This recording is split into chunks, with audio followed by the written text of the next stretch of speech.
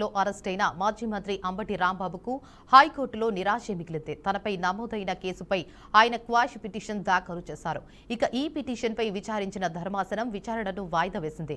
అంబటి రాంబాబుకు సంబంధించి custody, bail పిటిషన్ల కింద కోర్టులో పీపీ వాదనలు వినిపించారు. దీంతో విచారణను జడ్జి ఈ నెల 11కు వాయిదా వేశారు. కాగా అంబటి రాంబాబు రిమాండ్ ఖైదీగా జైలులో ఉన్నారు. అయితే ఈ కేసును క్వాష్ చేయాలని అంబటి తరపున హైకోర్టులో పిటిషన్ దాఖలు చేయడంతో ధర్మాసనం ఈ రోజు విచారణ చేపట్టింది.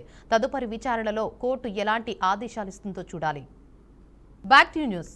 తూర్పు గోదావరి జిల్లా రాజమండ్రిలో జిల్లా విద్యుత్ శాఖ ఉన్నతాధికారులతో రాష్ట్ర మంత్రి గొట్టిపాటి రవికుమార్ కీలక సమీక్ష నిర్వహించారు. జిల్లాలో అమలవుతున్న వివిధ విద్యుత్ ప్రాజెక్టుల పురోగతిపై సమగ్రంగా చర్చించారు. ముఖ్యంగా 2027లో నిర్వహించనున్న మహాగోదావరి పుష్కరాలను దృష్టిలో పెట్టుకుని విద్యుత్ మౌలిక వసతుల కల్పనపై ప్రత్యేక దృష్టి పెట్టాలని మంత్రి అధికారులను ఆదేశించారు. పుష్కరాల సమయంలో భక్తులకు ఎలాంటి ఇబ్బందులు తలెత్తకుండా నిరంతర నాణ్యమైన విద్యుత్ సరఫరా ఉండేలా ముందస్తు చర్యలు తీసుకోవాలని స్పష్టం చేశారు. అమరావతి పరిధిలోని పల్నాడు జిల్లా నరసరావుపేటలో డ్వాక్రా మహిళల ఆందోళన ఉద్రిక్తతకు దారితీసింది.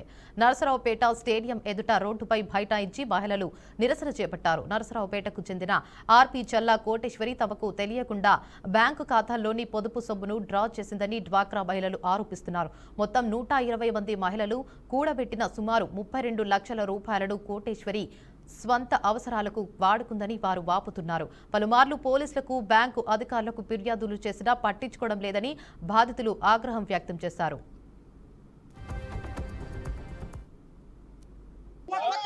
ఇయ్యాలంటే బ్యాంక్ వాళ్ళు అన్నారు, మేము బ్యాంకే కాడికి వెళ్ళాం. బ్యాంకే కాడికి వెళ్తే బ్యాంక్ వాళ్ళు ఏమన్నారు, మా డబ్బులు 4,36,000 ఉండాలా పొదుపు డబ్బులు.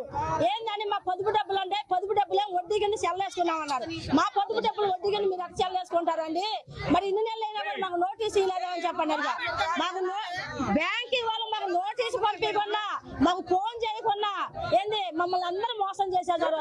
మున్సిపల్ ఆఫీస్ గారికి వెళ్ళాము, మా డబ్బులు మీరు జమేసుకునేదంటే మీరు కట్టలేదమ్మా అన్నారు. మేము ఎందుకు కట్టలేదని మా డోకలు అయిపోయి 11 నెలలు అవుతుంది.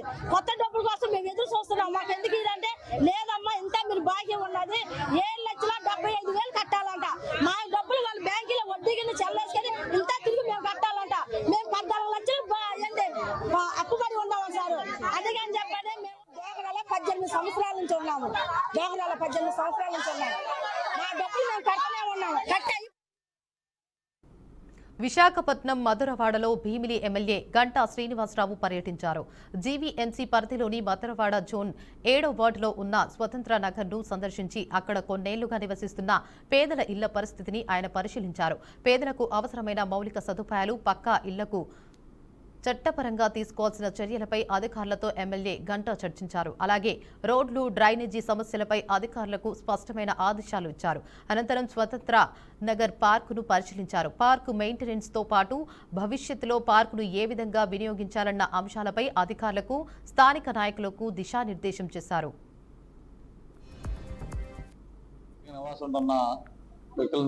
కలవడం జరిగింది. నేను స్వయంగా విజిట్ చేసి దాని మీద ఒక నిర్ణయం తీసుకుందామని వాళ్ళకి చెప్పిన మాట ప్రకారం ఈరోజు ఈ కాలనీ అంతా కూడా విజిట్ చేయడం జరిగింది. దాంతోపాటు ఈ పార్క్ లో కూడా కొన్ని వస్తువులు ఏవైతే ఉన్నాయో వాటికి సంబంధించి కూడా కొన్ని సూచనలు చెప్పారు. అవి కూడా మాట్లాడడం జరిగింది.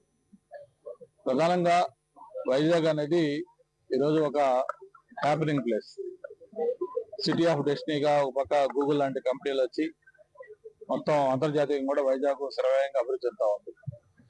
మరి దాంతోపాటు ప్రధానమైన ప్రాంతాల్లో సమస్యలు కూడా పెరుగుతా ఉన్నాయి. వాటిలో ముఖ్యమైనది ఈరోజు హౌసింగ్.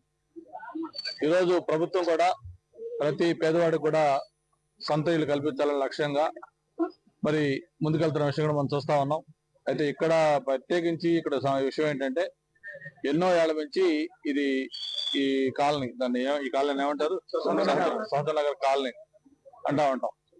నేను గతంలో మంత్రిగా ఉన్నప్పుడు కూడా 2-3 దఫాల్లో దాన్ని విజిట్ చేయటం, అప్పుడు కమిషనర్ గా ఉన్న హరినారాయణ గారు, అలాగే సత్యనారాయణ గారు వాళ్ళని కూడా తీసుకొచ్చి దాని మీద పలు దఫాలు మాట్లాడుకోవటం, దానికి ఎలా పరిష్కారం చేయాలి ఇవన్నీ కూడా కొంత ప్రయత్నాలు కూడా జరిగాయి. అయితే అప్పుడు కొంతమందికి 30 మందికి పట్టాలు ఇచ్చారనేది స్థానికంగా వాళ్ళు చెప్తా ఉన్నారు. మిగతా బ్యాలెన్స్ వాళ్ళకి ఆ పట్టాలు కూడా పెండింగ్ ఉన్నాయి. దాన్ని మొత్తం మిగతా వాళ్ళు కూడా పట్టాలు ఇచ్చి దాన్ని రెగ్యులరైజ్ చేసి వాళ్ళకి ఆ సమస్యలు లేకుండా చేయాలనేది వాళ్ళ ఇది.